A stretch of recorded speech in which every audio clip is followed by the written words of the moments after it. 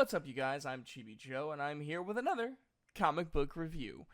And we're going to be doing something a little bit different moving forward. I know I said I was going to read Nightwing pretty consistently, and I apologize for those looking for that. We're going to be reading through all of the stories from Ravensloft.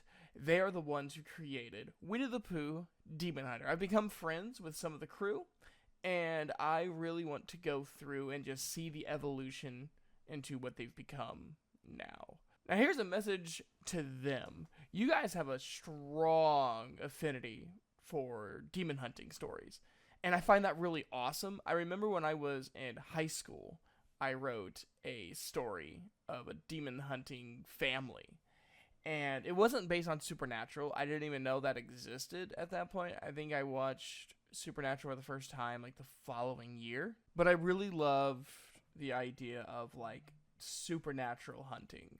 I think at one point one story was gonna have going after Salad Fingers. Like I had like where Salad Fingers was in like the Chernobyl nuclear ruins, and he's just been hanging out in there.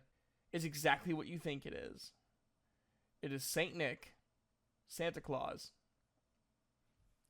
fighting demons during the Holy Roman Empire.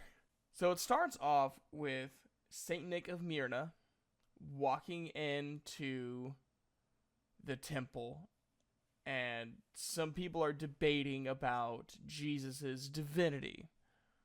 And he says, I don't like that, and let me tell you the story why. And he tells the story of traveling, and he was bearing gifts, like Saint Nick of Myrna in real life. Or at least the legend in real life. And he was delivering and found out that this woman's brothers went missing. They went to the pub and they just never returned. So he goes to the pub. The guy turns out to be a demon. He's acting real shady. He turns to his demon form, escapes. Saint Nick finds him in his cave, and it's just filled with bones. And he defeated the demon, found out through his own investigation that those were children bones filling that cave, and he prayed for several days, and he said, he sustains me now, or he sustained me then, and he sustains me still now.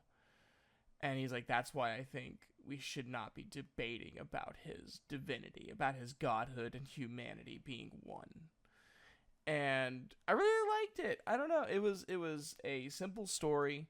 I could tell this was early on in them figuring out their writing style and their art style, because there are some like wonky panels, and there was some spelling errors and spacing errors, but nothing that like took me out of the story. And when you're reading someone just starting out, when they're like an independent storyteller,